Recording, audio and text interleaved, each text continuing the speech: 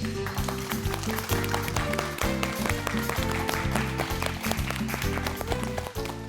50대 남성 직장인들이 주로 앓는 질환으로 알려져 있지만 최근에는 20대 청년들도 통풍으로 고통을 겪고 있습니다. 네, 20대 남성 환자들이 최근 5년 사이에 이 2배나 가까이 늘었다고 하는데요. 한 번 겪으면 2번 다시는 겪고 싶지 않을 정도로 아프다는 이 통풍.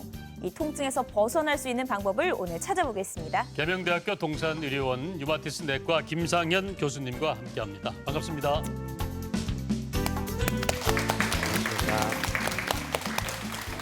네. 최근 가수 김종국 씨가 이 통풍을 앓고 있다는 사실이 전해지면서 이 자기 관리가 철저한 몸짱들도 예외가 없다라는 사실을 알게 됐습니다.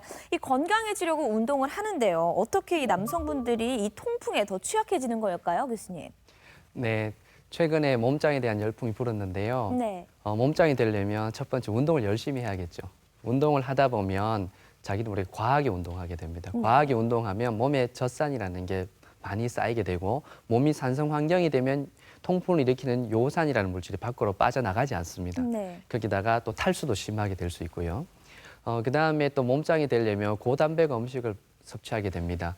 닭가슴살이라든지 등 푸른 생선 이런 음식은 요산의 원료가 되는 퓨린이 많이 함유되어 있거든요. 그러다 보니까 일도 과하게 섭취함으로 해서 이 두 가지 기전에 의해서 젊은 남성들도 통풍이 발생할 수 있습니다. 그렇군요. 바람만 스쳐도 아프다는 통풍. 한의학에서는 백호 역절풍이라고 한다는데요. 호랑이가 무는 것처럼 아픈 통증이라 그러죠. 정말 말만 들어도 너무 아플 것 같은데요. 이 요로결석 그리고 출산통과 함께 3대 통증이라고 불리기도 한답니다. 그래서 그런지 통풍에 대한 경각심은 높은 편인데 실제 예방에 있어서는 그렇게 관심을 가지신 분들은 드문 것 같습니다. 오늘 소를 잃기 전 외양간 단단히 점검해 보겠습니다. 네.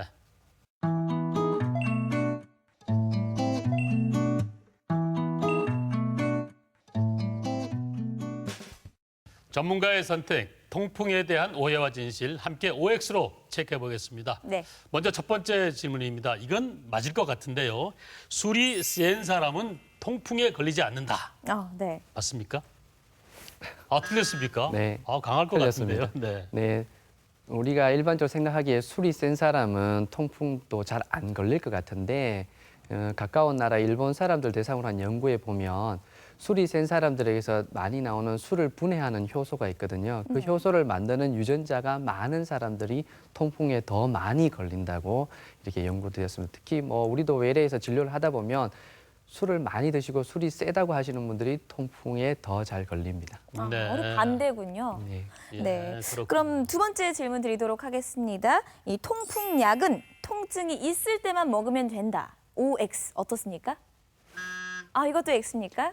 네, 제가 진료실에서 환자분들 만나다 보면 치료를 받는데도 통풍에 자주 걸린다 이런 말씀 하시는데요. 통풍은 치료를 하지 않으면 거의 다 재발합니다. 특히 급성 통풍 관절염을 앓고 난 이후에는 환자들이 약을 안 드시는 경우가 있는데요.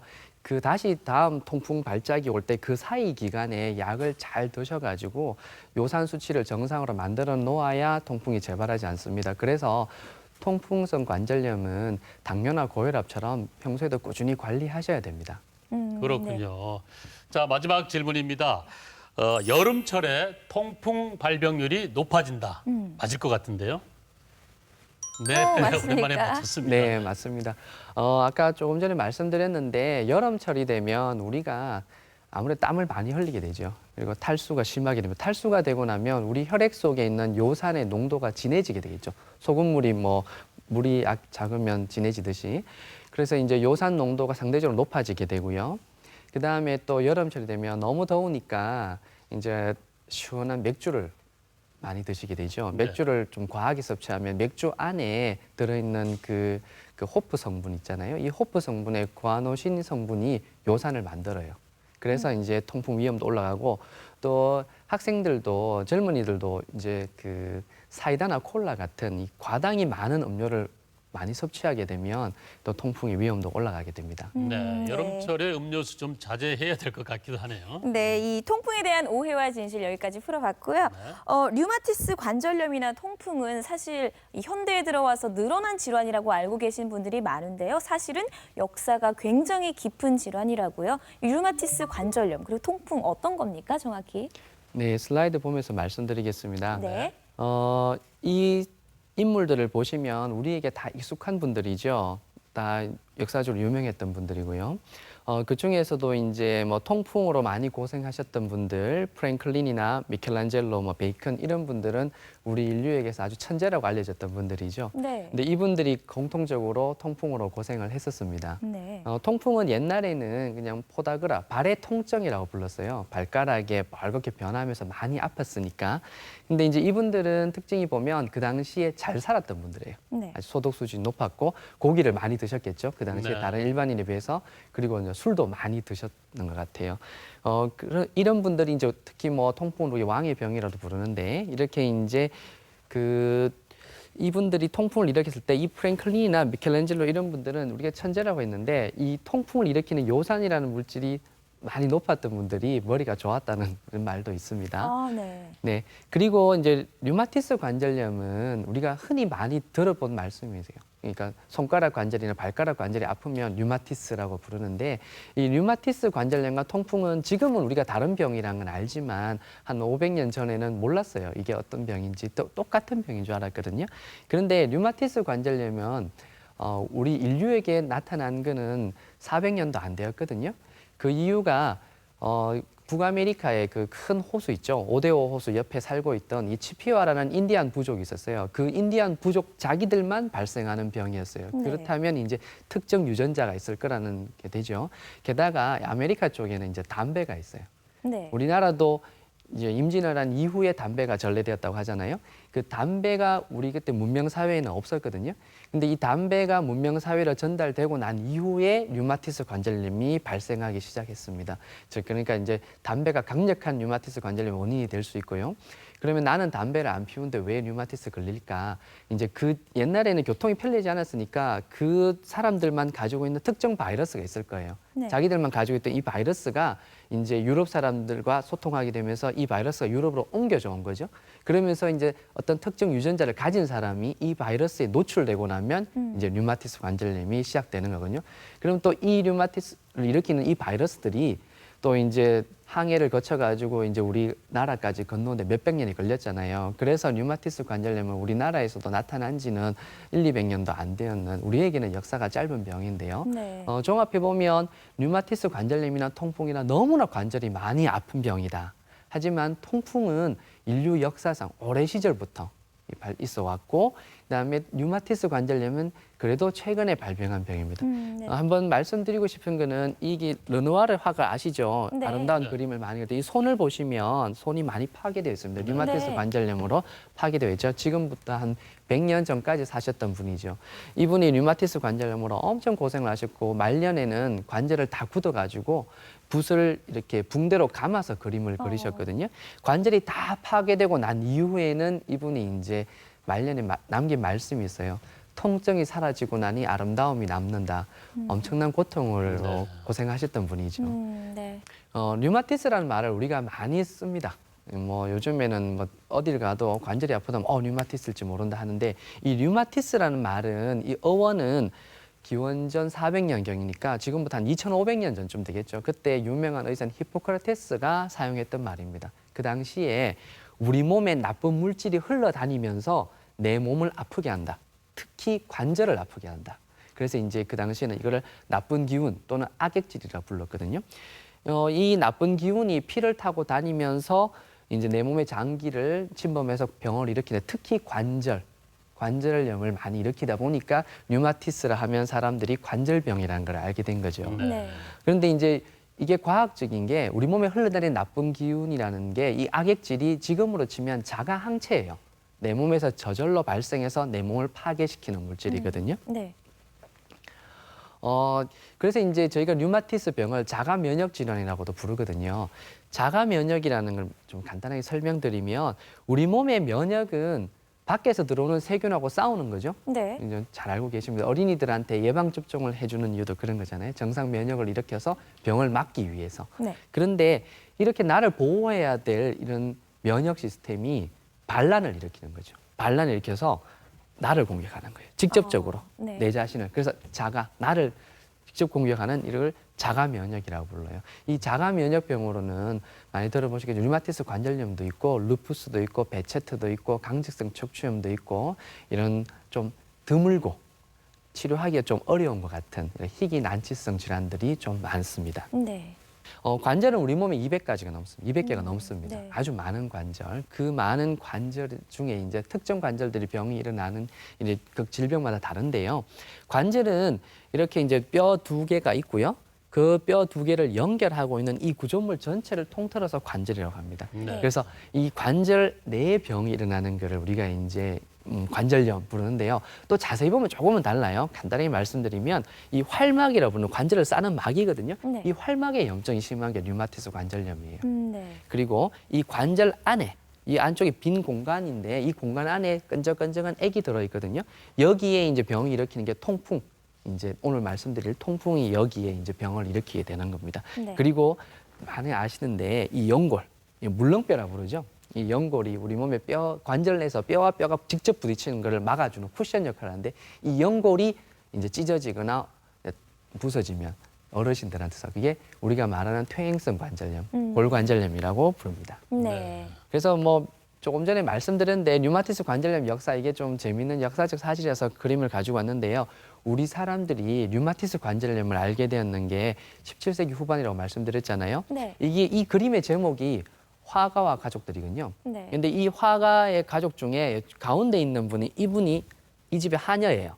이 하녀의 손을 보시면 자세히 확대는데요. 울퉁불퉁하네요. 네, 손가락 관절이 다 부어 있죠. 이렇게 전형적인 류마티스 관절염입니다. 네. 이게 통풍하고는 다른 병이지만 류마티스 관절염을 좀 많이 두려워하시기 때문에 가지고 왔는데 이 류마티스 관절염이 생기는 게 신대륙이 발견되고 난 이후에 발생했고 이게 최초로 우리에게 증거로 남아있는 그림입니다. 네. 네, 통풍이라고 하면 이 사진을 보여드리면 얼마나 아픈지 아까 뭐 호랑이가 물고 가는 정도의 아프다. 네. 뭐 근데 이 통풍에 걸린 환자들은 체면이 없어져요. 대부분 아저씨들이 많은데 응급실에 오면 고함도 지르고 자기 부인에게 소리도 지르고 뭐 그렇게 그 정도로 너무 아파요. 네.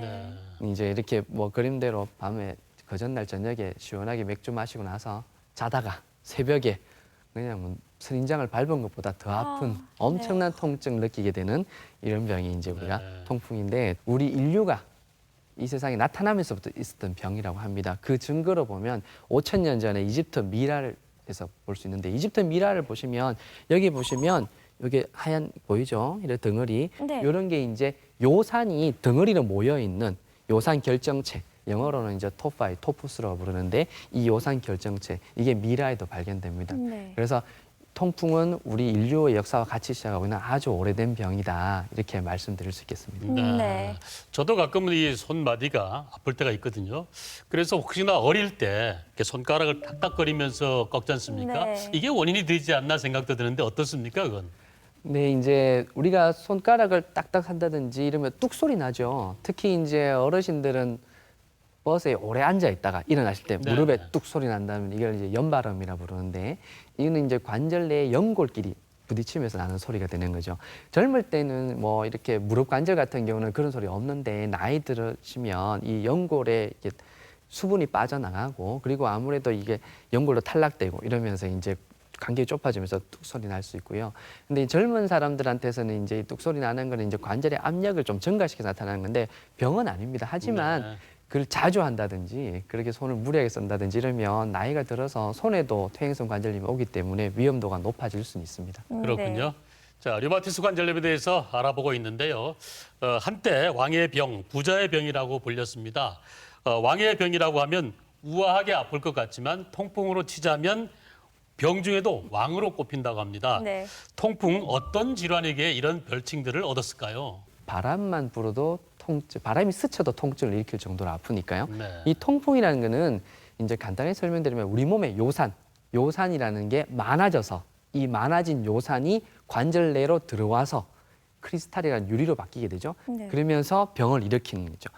통풍이라는 말은 이제 우리는 통풍이라 쓰는데 이제 유럽 사람들은 이제 라틴 말에서 가지고 왔어요. 가우트인데 이제 이 사람들 구타라는 말에서 가져왔다는데 이거는 뭐냐면 악마의 체액이에요. 그러니까 네. 이 보면 이 그림을 보시면 이 악마가 엄지발가락을 깨물고 있습니다. 네. 그래서 깨무는데 그냥 무는 게 아니고 그 이빨을 통해서 체액 독이죠. 그 악마의 독이 발가락 사이로 들어가서 통풍이 일어난다. 그래서 예전에 이제 중세 시대 때는 통풍을 신의 벌이라고 얘기를 했어요. 네. 그러니까 그 이유가 귀족들 있죠, 그죠? 다른 사람들 착취하고 했던 그 네. 당시에 보면 그런 사람들이나 좀 이렇게 좀 나쁜 짓을 했던 고위성직자들 이런 사람들이 이제 술 많이 먹고 고기 많이 먹고 이렇게 이제 일반 백성들은 막 굶어 죽기도 했는데 네. 그렇게 하던 사람들한테만 발생하니까 이건 신이 노해가지고 악마를 보내서 이 병을 물리겠다. 일으킨 거다 이렇게 네. 이제 이랬죠.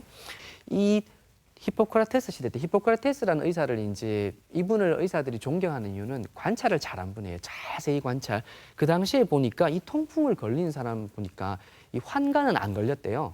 네. 환관은 안 걸렸고, 근데 젊은 여성들은 통풍이 안 걸렸어요.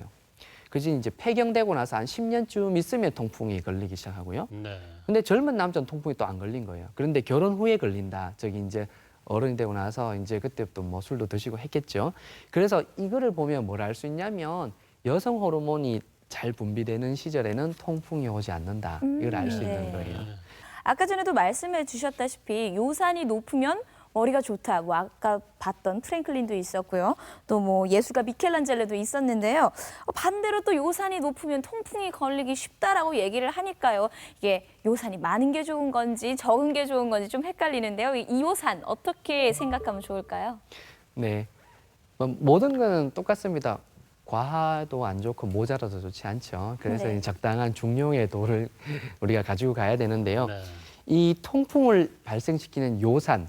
요산은 말 그대로 소변을 통해서 나가는 산성 물질이라는 뜻이죠. 요산인데 이 요산은 우리가 사람이든 모든 뭐 동물이든 이런 이제 생명체가 영양분을 섭취하죠. 특히 이제 단백질 쪽을 섭취하게 되면 우리 몸에서 이제 요산으로 변하게 되고 이 요산은 정상적으로는 우리 소변을 통해서 밖으로 나가요. 누구라도 나가게 되는데 아까도 말씀드린 술을 많이 먹는다든지 콩팥이 나쁘다든지 여러 가지 이유에서 요산이 몸에 쌓이게 되면 이제 요산이 과하게 포화가 되죠. 이 과포화가 되면 이 결과로 통풍이 일어나게 되는 거죠. 요산이 나가는 곳은 이제 콩팥도 나가고 위장관으로도 나갈 수 있는데 이제 만성 설사 있는 분들도 좋지는 않겠죠. 네. 단백질에 있는 퓨린이라는 물질이 이제 우리 몸에서 대사가 되는 과정입니다. 그래서 요산이 되고 이 요산이 만들어지고 나면 아까 말씀드렸듯이 사람은 이 요산이 끝이에요. 더 이상 분해를 못 시켜요. 요산인 상태에서 소변으로 밖으로 나가야 되는데 네 발 달린 짐승들, 뭐 소라든지 말이라든지 양 이런 동물들은 요산을 다시 또 분해시킬 수 있어요. 알란토인이라는 물질로.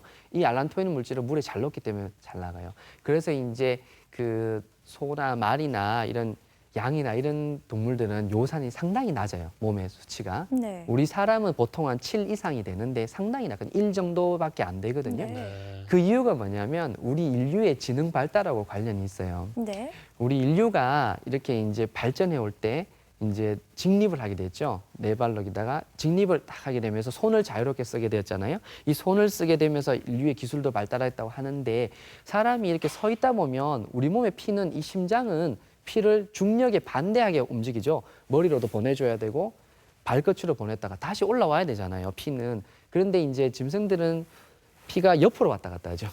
네. 소를 보면 피가 옆으로 왔다 갔다 하면 되는데 그냥 맹물도 잘 왔다 갔다 할 수 있어요. 그런데 이 액체를 생각해 보세요. 이 물이 머리도 갔다가 발끝에가 다시 심장을 돌아와야 되는데 진하면 좋을까요? 연하면 좋을까요? 연하면 좋겠죠. 가볍게.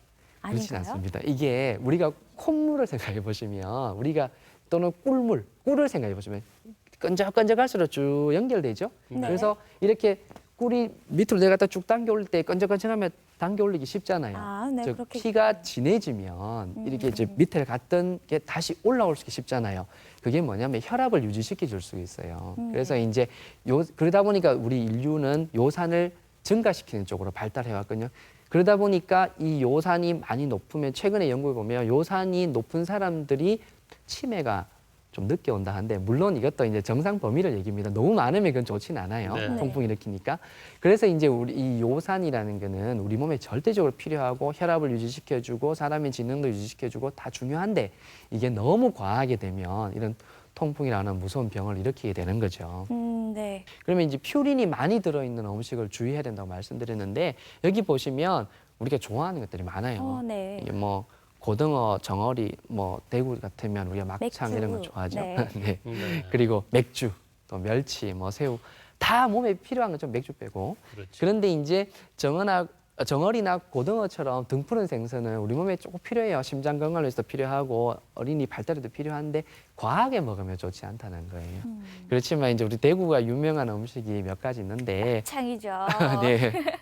네, 이 막창의 안에는 아까도 요산이 장으로도 배설된다고 했잖아요. 네. 그래서 이제 내장에 보면 요산이 좀 많이 퓨린이 많이 들어 있어요. 그리고 여름철에 치킨을 많이 먹다 보면 치킨 안도 고단백이긴 하잖아요. 게다가 이 튀기는 음식들을 먹다 보니까 아무래도 이런 위험도가 좀 올라갈 수 있습니다. 네. 7보다 높으면 내 몸에 요산이 많다. 건강검진하면 다 하거든요. 검진하고 나서 꼭 주치의 선생님들한테 요산 수치를 한번 물어보도록 하세요. 네. 네. 이 요산이 몸에 과하게 있다가 이 요산이 소변으로 빠져나가야 되는데 밖으로 빠져나가지 못하고 우리 몸의 관절 안으로 치고 들어오면 통풍이 일어나는데 여기 보시면 이 세포가 여기 노란 거 있죠? 또 여기는 네. 파란 거. 네. 이게 이제 크리스탈, 유리죠. 유리장의 크리스탈. 이 요산 크리스탈인데 이를 세포가 잡아먹는 거죠. 잡아먹고 나면 유리를 먹었으니 세포가 살 수가 없죠. 이 세포가 빵 터지면서 네. 이제 병리학적으로는 터지면 그 세포가 죽으면서 나오는 물질이 있어요. 염증을 일으키는 인터루킨 1, 또 TNF 알파 이런 물질은 나오면 엄청 열을 많이 나게 해요. 사람 몸에 열도 나고 염증을 심하게 일으키는 그런 현상이 일어납니다.